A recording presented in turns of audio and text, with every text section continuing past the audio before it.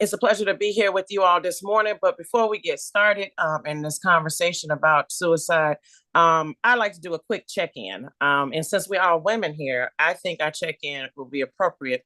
I would like for everyone to share. You can share in the chat, or you can come off mute since we're an intimate group this morning. And I want our check-in to be: if you were a shoe today, what type of shoe would you be? Okay, so that helps me to know where everybody is at. So I'm gonna start. So today I'm tired, y'all. I'm tired. So today I would be a flip flop, because that's where I'm at. I can't put no heel on or nothing. I'm gonna be a flip flop because that's the way I'm feeling today, like a flip flop. Okay, so Suzette, if you were a shoe, what shoe would you be today? Girl, if I was a shoe today or any other day, for the most part, I would be a high heel. Okay. Because even when I'm feeling bad and I'm feeling down, when I put the high heels on and I get that little strut, I feel much better. Okay. All right, high heel. All right, Ariel, what shoe would you be? You on mute. You can't hear you. You on mute. Okay, there you go. The shoe I got on, my slides, like you said, the flip flop today, it's a little Puma slide. I'm tired. Okay. It's a lot going on, and it's all I got today. All right. Thank you, Ariel. Maureen, where are you at? I am a sneaker because I'm just going. I'm just running. Like, hey, I got a bunch of theory going on my track. I'm running. Okay. All right. Thank you, Maureen. Paula, if you were a shoe today, what shoe would you be? I have to concur with Maureen. I'm a sneaker, very focused, time-oriented, and task-centered. All right. Thank you, Paula. April. Okay, if I were a shoe, I would want to be a hiking boot because I'm currently in a boot because I broke my toe 3 weeks ago, and therefore I want to get out. I'm cool, but I want to get out and about because I'm a nature girl, so I would want to be a hiking boot. All right, I love it. Let's go hiking. All right, I see my friend Tiffany Fincher has joined. Dr. Tiffany Fincher, future Dr. Tiffany Fincher. If you were a shoe, Dr. Fincher, what shoe would you be today? Here. Okay. Here we go. I'm like, what's going on? Something's going on with my camera. I can't figure it out. But clearly I don't have myself together today. I know, this is crazy. But I would definitely have on a cute flat. That's what I have on today. So, I'm not with the heels too much these days, but I love a flat, but it has to be cute. All right. Thank you, future Dr. Tiffany Fincher. Okay, Tila. I love Tila. Tila was outside enjoying the outdoors. So Tila, what kind of shoe would you be today? Not the one I'm in right now. I think somebody else's, and that's risky, but there we are. Okay. Awesome. Thank you for sharing, Tila. Okay, Kim, we're gonna skip over Kim. Monica Whitaker. Is that it? Yeah, Monica Whitaker. Okay. I would be a gym shoe with Paula and Maureen. Okay, awesome. Okay, the other Monica McCombs, what kind of shoe would you be today? Today, I would have to go barefoot. So I'm pregnant right now. I didn't realize how much my feet would swell. So nothing is comfortable at the moment. I love it. Congratulations. Congratulations. Thank you for sharing, Monica. Kelly, my friend Kelly Jones. Hey, I just have to say, Tiffany, your camera is a metaphor for life right now. Just everything is just upside down and you just still trying to just make it. But I think I'm all about that comfort. So I need some comfortable, warm clog house shoes. They're supportive at the bottom and they're comfortable. That's what I need right now. Awesome. Thank you, Kelly. And then Exandria, who I've never met, we've only emailed. So Exandria, what kind of shoe would you be today? I think I'm following Suzette. I always a high heel. I'm a high heel. I don't know. It's something about putting on a high heel and how I show up in heels. Maybe it took me a long time to wear them. 6'1". So okay. Awesome. But Thank you. Once I grew to love them, I love them. Awesome. Felicia, can I make a caveat to my shoe? Okay, yes. Okay. Absolutely. Okay, so I would prefer it be a Kate Spade high heel. Okay. Oh, okay. We got to be specific. Okay. Thank you. So thank you, ladies, for indulging. Before I do any presentation, I always like to do a temperature check and to see what people are at, as opposed to just diving right in, especially when our conversation this morning is in regards to suicide prevention. Suicide prevention it's a heavy topic, but we're not going to go all into it because it's not a whole bunch you can do in 15 to 20 minutes. So I'm going to hit some points. And then if you have questions, feel free to interrupt me or put it in the chat, and I will answer any questions that you have in regards to suicide. As Suzette has said, this is Suicide Prevention Month. But what I will say for all of you who I heard from a lot of different organizations, that make sure you're having this conversation outside of just September. Because yes, this is Suicide Prevention Month, but we should be talking about this ongoing. It shouldn't just be this month, because our goal is to try to save children's lives. And recently, I had the opportunity to go to DC. SAMHSA paid for everything, and I went to DC for the Black Youth Suicide Academy. And it was an amazing experience. There were 6 states represented. Myself and 5 other people from Illinois went to represent Illinois. And we went to figure out what can we do in the state of Illinois to lower the suicide rate amongst our Black youth. And so that's what we continue to do. We brought that information back, and now we're working to see what we can do. So when I was asked to do this, I was like, this is a great opportunity to start the conversation and to see what kind of resources are already out here and share what resources that I have. So I am going to start just to tell you a little bit about me. I know Suzette told you, Suzette, that was an old bio that you have, because I've been in the field for 23 years now. So 23 years, and I have done everything all the different types of jobs, but the most rewarding, where I met Suzette, I was with River Edge Hospital for 7 years. I was the director of assessment and referral. And that is a psychiatric facility with 210 psychiatric beds. And I had about 40 staff, master's level staff, and all we did was assessments. We did about 700, 800 assessments every month, assessing kids as young as 3 years old, all the way up to adulthood. And so I've seen pretty much everything, and I'm never surprised at stuff because I've seen so many things just being in the field. But I love opportunities like this where I'm able to just share information, because I believe the more information we have, the more lives that we can save. So I'm going to start sharing my screen.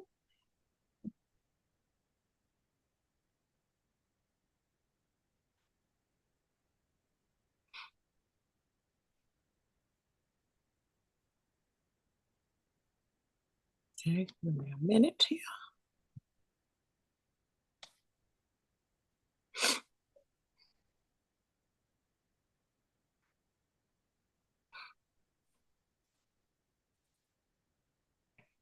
Okay, are you all able to see my screen? Yes. Okay, thank you. All right, so our conversation today is about preventing suicide. And like I said, this is a conversation. This will not be a death by PowerPoint presentation, because who wants to do that early in the morning? Nobody. So my name is Felicia Houston, and I'm a mental health consultant, and I do trainings all the time. Yesterday, I did a mental health first aid training for about 18 people. And what mental health first aid, it includes talking about suicide and people being comfortable just saying the word suicide. So we're going to get moving. So when you all look at this picture right here, shout out some things that stand out for you. You could come off mute and do that. I'm not good enough. Yep. I'm so tired. I'm so tired. Overwhelmed. Yes. Overwhelmed. The girl Visible. I'm bored I'm so bored in the class. Yes. All of these. So imagine our youth when they're sitting in school and all these things are going through their head. Please don't call on me. I'm so tired. My grades are skipping. I can't do this. I'm overwhelmed. I want to cry. Or as somebody said, I'm so bored. I don't really want to even be here. I want to cry. My stomach hurts. I have so many things going on at home. I have all this homework. Maybe I should have stayed home. I got a headache. I'm not good enough. It's too hard to focus. And then my anxiety is out of control. Does anyone know any kids that experience this? I'm sure we all do. We all know kids who have experienced this. Some of us may have experienced this. So I want us to keep in mind that our youth experience a lot of things in regards to mental health. And I hear a lot of parents, a lot of adults saying, what do they have to worry about? They're just kids. They have a lot to worry about because it's different now than when we were kids. So just keep that in mind, that all of these things are going on in our youth's life and more. It's not everything on this, but this is just to give you an idea where some of our youth are. This is before they even come to school. Now, I know what many people think about when they think about mental health. Why does youth mental health matter? Mental health challenges are the leading cause of disability and poor life outcomes in young people. So poor mental health affects your physical health. And unfortunately, in recent years, we have significant increases in mental health. So we've seen an increase in the number of youth who present with depression, anxiety, and suicidal ideations. And since the pandemic, those numbers have increased, especially in our Black and Brown communities. So we really want to address this issue because it's important, because we're losing our youth to suicide.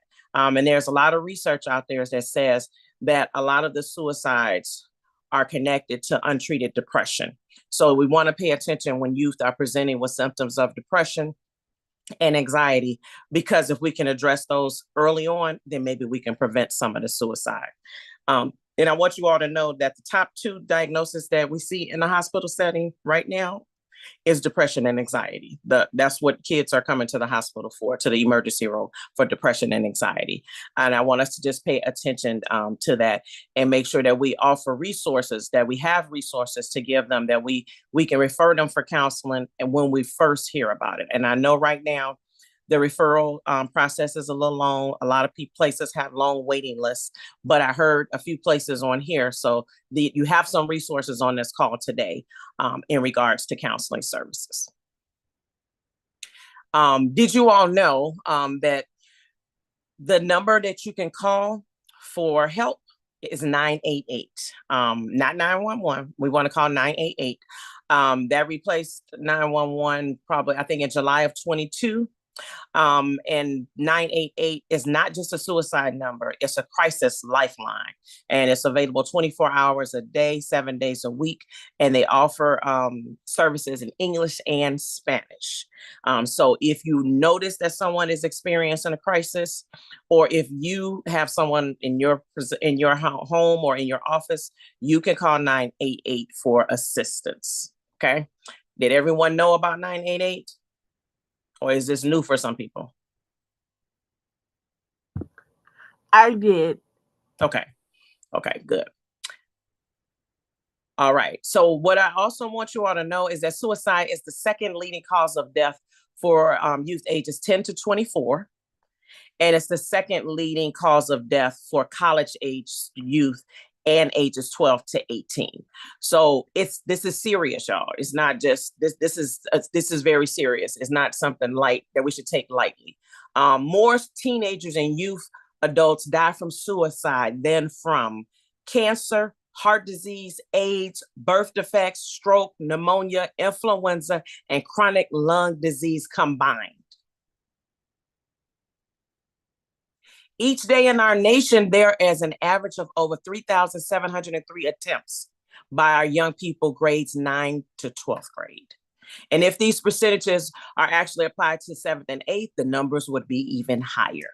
4 out of 5 individuals considering suicide, they give some sign of their intentions, either verbally or behaviorally. So that's why it's important that we know what the signs and the symptoms are, the warning signs are, because then we can help. And they're not going to always be verbal. Sometimes it'll be behavioral. Okay. Again, I already talked to you about 988, but I just wanted to put this up here that you can call or text 988, or you can chat. So there's a chat. If you go to 988lifeline.org, that will connect you to trained crisis counselors. So that's the difference between 988 and 911. 911, you'll get, a dispatcher or someone, but 988, these are trained crisis counselors who can assist you. And what we want people to know is that there is hope, because it's open 24/7.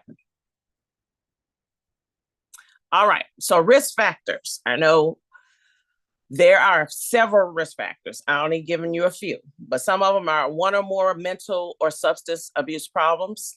So if someone already has a mental concern, a mental challenge or substance challenge, that is considered a risk factor. Impulsive behaviors are considered a risk factor. Undesirable life events, like a youth being bullied or recent losses. A lot of youth, I was working with a young girl recently. She had lost her brother. Her brother had died. Her father almost died, and she almost died. And so all of those, that's a risk factor. Or losing a parent or grandparent. The death of a parent or a grandparent could be considered a risk factor. Or a family history of mental or substance abuse challenges.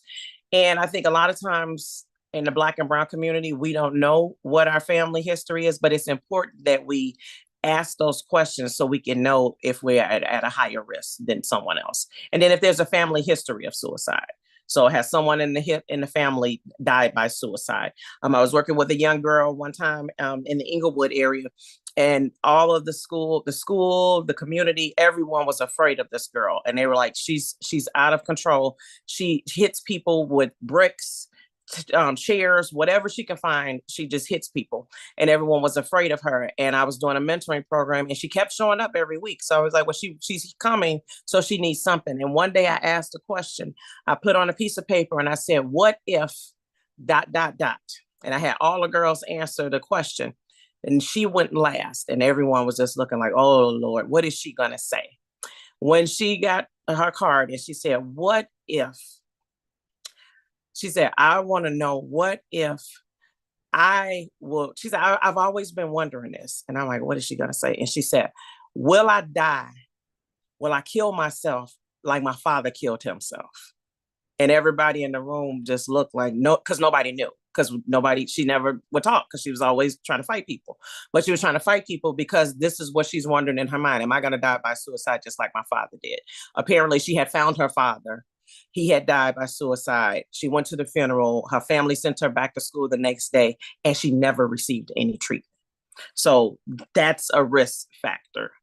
So we want to pay attention to that. If suicide has occurred in the family, we want to get the youth some help just in case. They may be okay, but it's better to get them into counseling and them not need it than need it and not have it. Okay, so those are some risk factors. I'm going to pause right there. Any questions in regards to risk factors?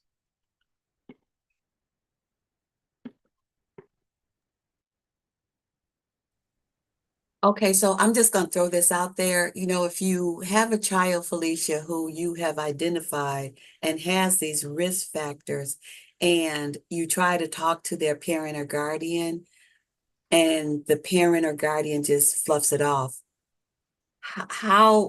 what could you do next? Okay, that's a great question, Suzette. So what I want you to know is that risk factors are not predictive factors. And so just because they have a risk doesn't mean that they're going to harm themselves. But what you can do, because all of us will be considered protective factors, is build that relationship with that youth. So that youth knows that you're someone that they can depend on. And as you continue to build that relationship, then maybe the parent will come along, So that's what I would suggest. Just keep building that relationship with that youth and let that youth know that you're there for them, and sharing resources, and then keep trying to reach out to the parent, because you're right. Sometimes parents, they don't want it. They don't want any help, and they don't want to hear any of this, but you can be considered a protective factor. Dr. Carl Bell said something really profound. He said, risk factors are not predictive factors because of protective factors.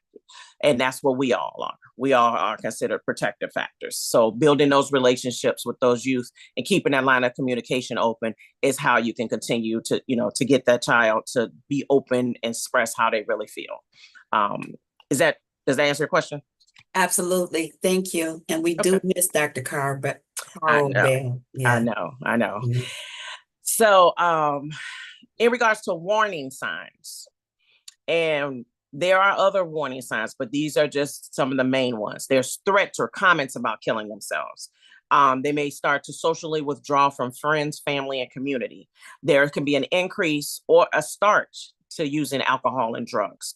There's dramatic mood swings where the mood just changes completely.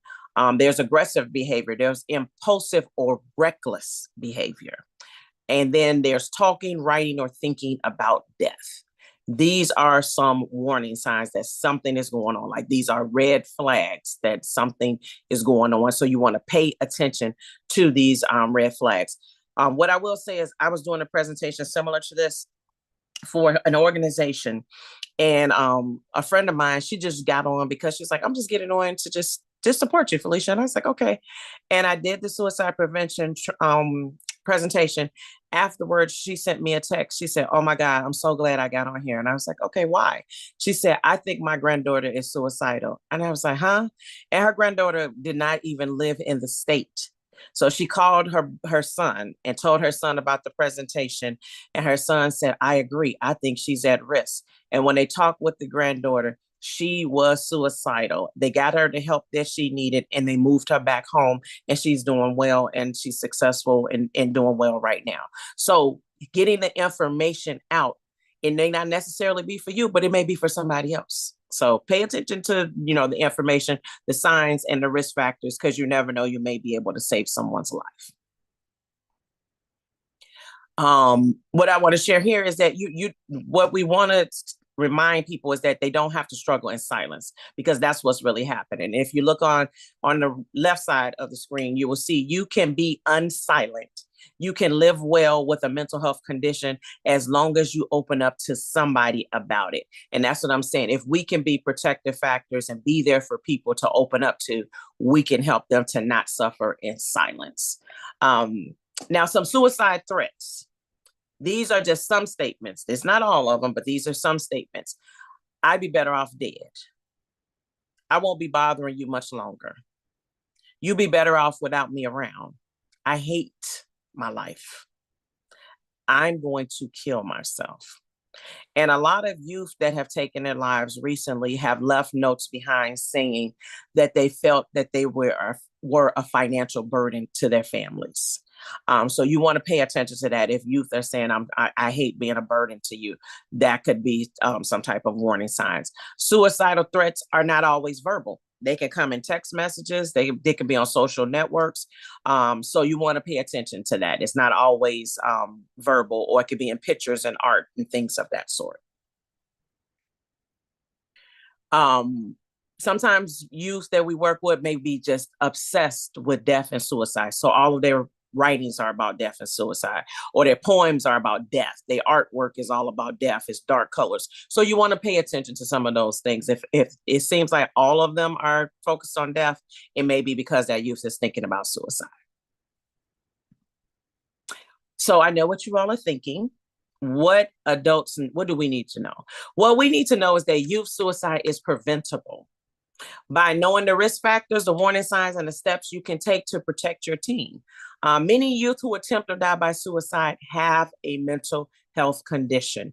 And again, the research is showing that the untreated condition is depression, and many times it's anxiety.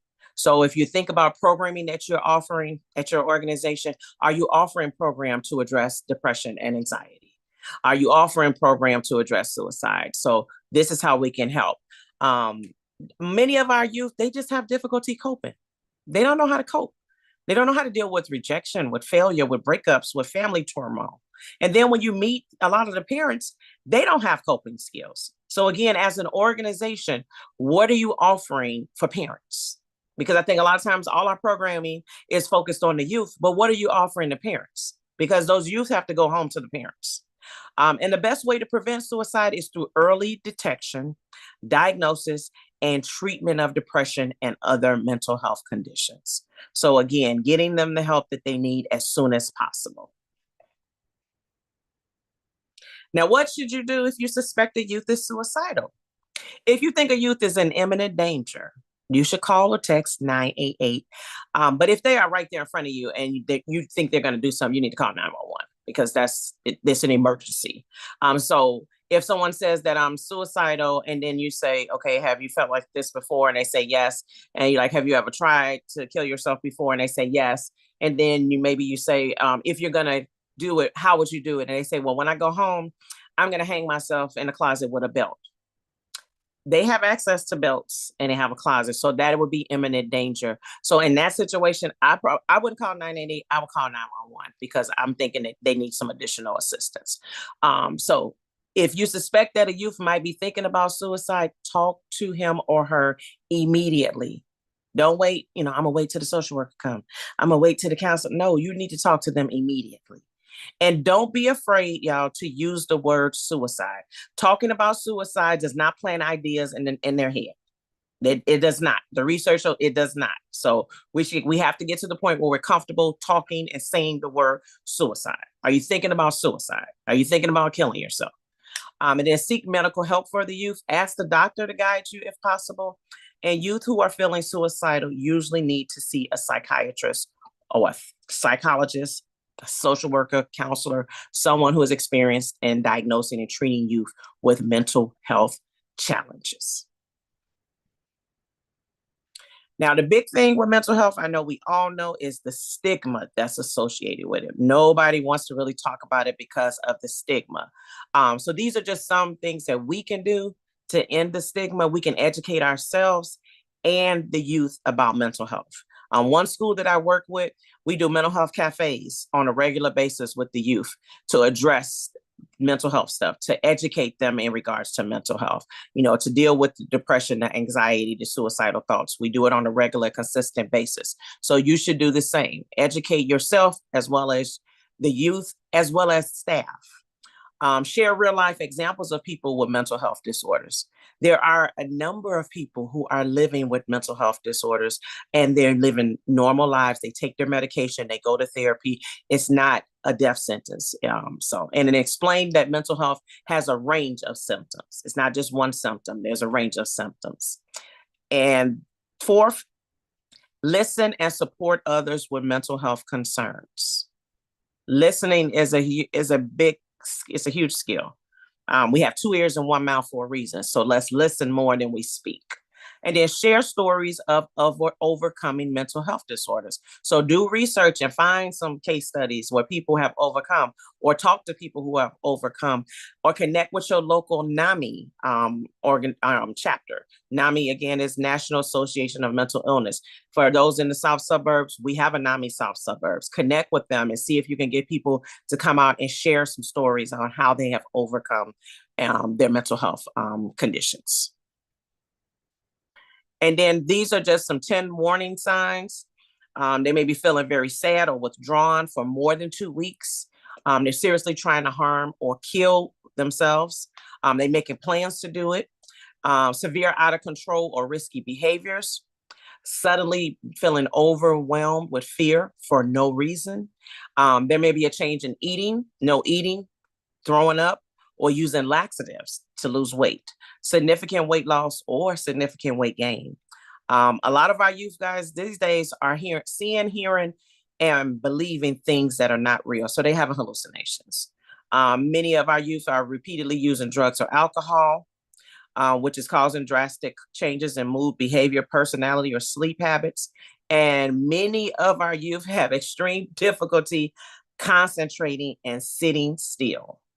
And the last thing is, many of our youth have intense worries or fears that get in the way of their daily activities. So I know a lot of people are saying these kids are not coming to school. Many of them are not coming to school because of mental health conditions, because their anxiety is very heightened. Their depression is so serious that they don't want to come to school. So again, just keep in mind that these are just some common warning signs in regards to our youth.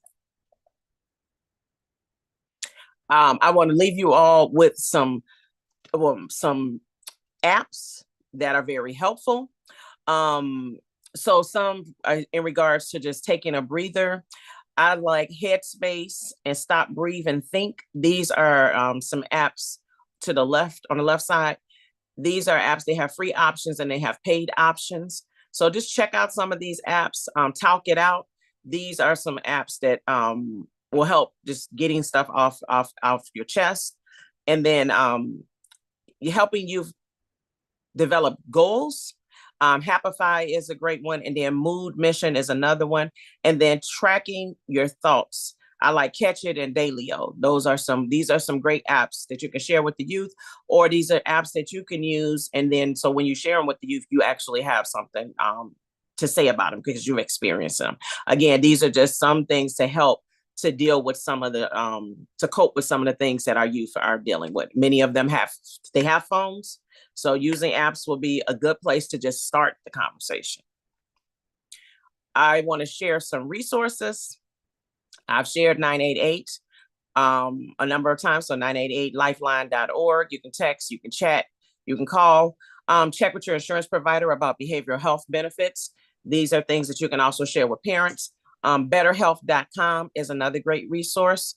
Grand Prairie Services, because I'm in the South suburbs, that's the place that most people go to get some type of services. AFSP, which is the American Foundation for Suicide Prevention. There are chapters in almost every area. So connect with your local chapter. If you're having an event at school, or I heard some people from DCFS on here, having AFSP come out to some of your events, set up tables to give out information. That's how we help our community. The Boris Lawrence Henson Foundation is a great foundation that Taranjani P. Henson started. There's also Therapy for Black Girls, psychologytoday.com. Again, U Chicago Medicine at Ingalls, they have a behavioral health program. I talked about NAMI.org. And a great resource, guys, is Child Mind Institute, and it's childmind.org. They have tons of great resources in regards to mental health and our youth. And of course, the American Psychological Association is another great resource, which is apa.org.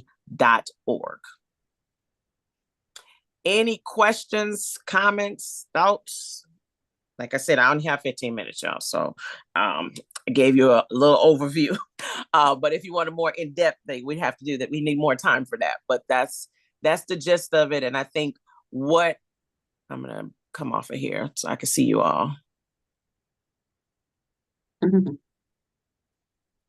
Well, Felicia, I would just like to echo what Ariel said, that this presentation has been fantastic, and we thank you so very much. And from my days as a crisis worker, I would just like to say that mental health is just as important as physical health.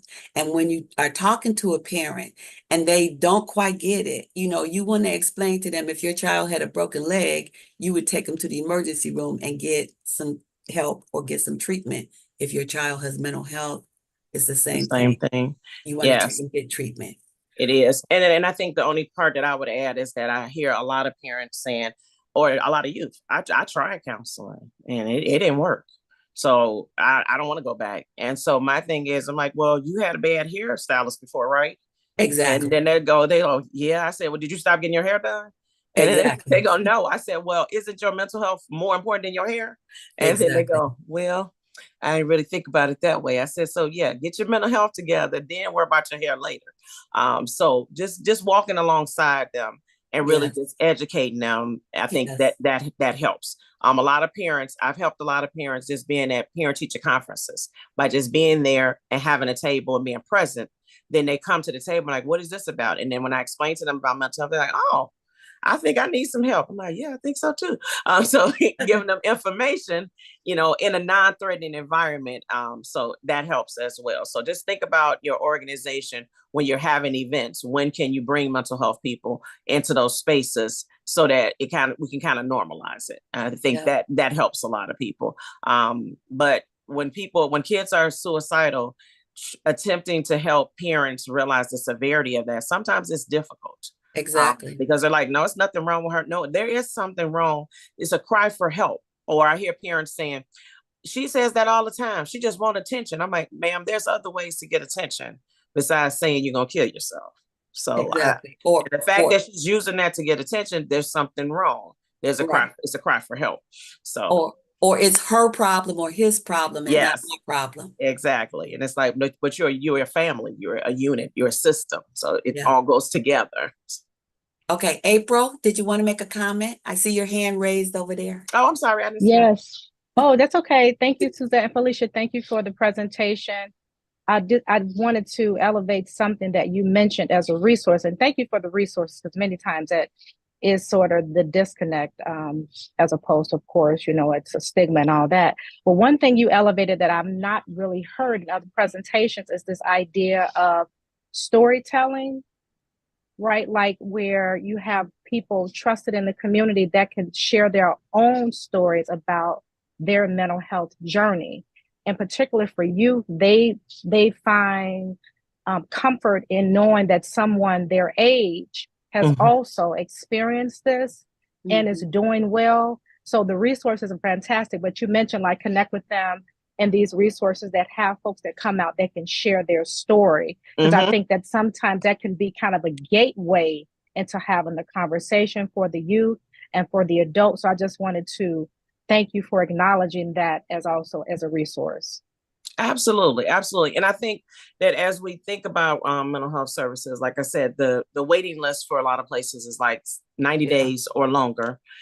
So what can we do in the community while they're on that waiting list? And it could be things like that. Are you having one school just came up with an awesome idea. She said she just wanted to do pop-up lunch and learns. And so I was like, okay, well, so we're doing pop-up lunch and learns where me and some of my team will just show up, and then kids who want to talk come in and pop in, and we have a conversation about what's going on in regards to their mental health. Again, trying to normalize it, that it's not, you may not be in a crisis, but I know my mind is not right now. That's what some of the kids are like, Miss Felicia, my mind not right. I'm like, okay, what's going on? What's going on with your mind? They're like, I can't stop thinking about this, and just having a conversation and then letting them know that it's okay that you're thinking. Like, I have days when my mind won't stop. So, and they're like, you do? I'm like, yes, absolutely. Absolutely. So just normalizing it and having those conversations in spaces where they are going. So in the church, in school, at the doctor's office, having them in those spaces as opposed to having those conversations at the police station, or you call it SAS, because then it's kind of too late, so let's try to be more preventive as opposed to being reactive. Because I think a lot of us, our systems are reactive. Okay, Felicia, there's a question from Monica. Monica Combs. What's the question? Yes, I just wanted to say that I really appreciate the awareness that you're bringing to the topic. One of the things that just shocks me so often and then also pulls at my heartstrings is in my practice, we will see adolescents and we'll have the adolescent complete an intake questionnaire and then the parent to complete an intake questionnaire. And while I know these parents are like very loving and attentive in their own way, so often there's so much discrepancy where clients are often reporting, yes, I've had suicidal ideations within the last year. And the parents are like, no, never for suicide, never for self-harm or anything like that. And so just bringing that awareness as it is a possibility is so important. Absolutely, Monica. And then I think the other piece, Monica, when I do presentations, and especially like in the schools or for the DCFS or any organization, I always challenge the people, the administrators. I'm like, are you having a conversation with your own children about suicide? Because it's easy for us to tell other parents to do it, but are you saying to your child, have you ever thought about killing yourself? And many of the administrators are usually like, no, I haven't. I'm like, I want you to start. I want you to lead by example and ask those questions, because you never know. So that parent is filling out that form because that parent probably has never had no conversation with their child about suicide. So they're just assuming they're not thinking about it. But having that conversation would probably be helpful. And again, having conversations, having parent events where you're talking about mental health and suicide and things of that sort will help to normalize it, because then people will feel, oh, I'm not alone. I'm not the only one that has felt this way. Right. Absolutely. Thank you, Monica. Thank you, Monica. Great question. Great feedback. Thank you. Anybody else have any comments, questions for Felicia? Because we're just about at the end here. I do, actually. This is Tiffany Fincher with Madison School District 162. Tiffany, we can hardly hear you. Turn your volume up a little bit. Hold on. Is that better?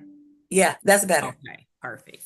So good morning. My name is Tiffany Fincher. I am from Madison School District 162. So I do have a question for Felicia. You mentioned the lunch and learns, like the pop-ups. So if any of any schools in our district are interested in doing that specifically with our older students, how would they go about reaching out to you for that? So Tiffany, I've worked with your school district a number of times. So I've either you, Miss Porchbox, or I forgot the other lady name, would just reach out to me, and then we would just pick some dates or a date when you guys want to do it. And then I'll get a team together and we can come out and do that. So, like we've done in the past. But I would say, if we're going to do them, even though they're pop-ups, we still should have some dates. It shouldn't be like tomorrow we're going to have a pop-up. No, not tomorrow. Let's plan these pop-ups. So let me ask you something. What age groups have you done that with before? I was thinking about some of our older, like 7th, 8th grade, but whatever. I've done it with 4th, 5th, 6th, 7th, and 8th graders, and then high schools. Yeah. And then one time, Tiffany, we did one at a school, and I brought my friend Shango in. Shango does yoga. And so we did SEL stuff first. We talked about SEL. We had them do the check-in, like I did a check-in with you all, but I had them check in regards to sunglasses. So I had different color sunglasses, and they had to pick the color that matched their mood. And so they picked the color that matched their mood, and then they each picked out a yoga mat, the color of the glasses. And so we did the SEL stuff first and talked about SEL. I think we talked more about self-management that day. And then I had him do yoga with them to get them to just calm down, because they were really full of energy that day. So I didn't want them to go home full of energy. I wanted them to go home a little calm. So yeah, so I don't think we've done it younger than 4th grade. Okay. And this was all during the lunch period? Some have done it during gym. Some have pulled them out during, I think, I don't know if they had a free period or something. And then some have done it on some school districts. I think they have half days on Wednesdays. So they've done it on that half day. So when they get out at noon, then we come in and do it. It's an extension of the day. And then they have already got permission from the parents. And then we have some food for them, because I'm like, we can't sit here with these kids with no food because they hungry. So, okay. So yeah, I'll reach out to you. I'll check the pulse with, kind of see what schools are interested in. Okay. And I'll reach out. Thank you. All right. Thank you, Tiffany. Any other questions? No, I just want to say thank you to everyone, because our time is about up. But Kristen Hadley, who joined us late, Kristen, if you just want to introduce yourself and talk about your organization, I give you a couple of minutes. Hi, everybody. My name is Kristen Hadley. I'm the president and CEO of CP and ADHD Networking Group, and I'm also the disability advocacy person for Family to Family, and also I'm a lion in the Lion Club. So that's who I am. Well, thank you very much, Kristen. And I want to say thank you to my friend Felicia. It was absolutely fantastic. And thank everybody for joining us. We have 2 minutes left and I am on schedule. So thank you everyone for joining us. And please, please, please come back next month. All right. See you guys later. Thank you, Have Suzette. Thank you so much. Have a great day, everyone. All right. Bye-bye. Thank you. Bye-bye. Take care. Bye-bye. Bye-bye. Bye.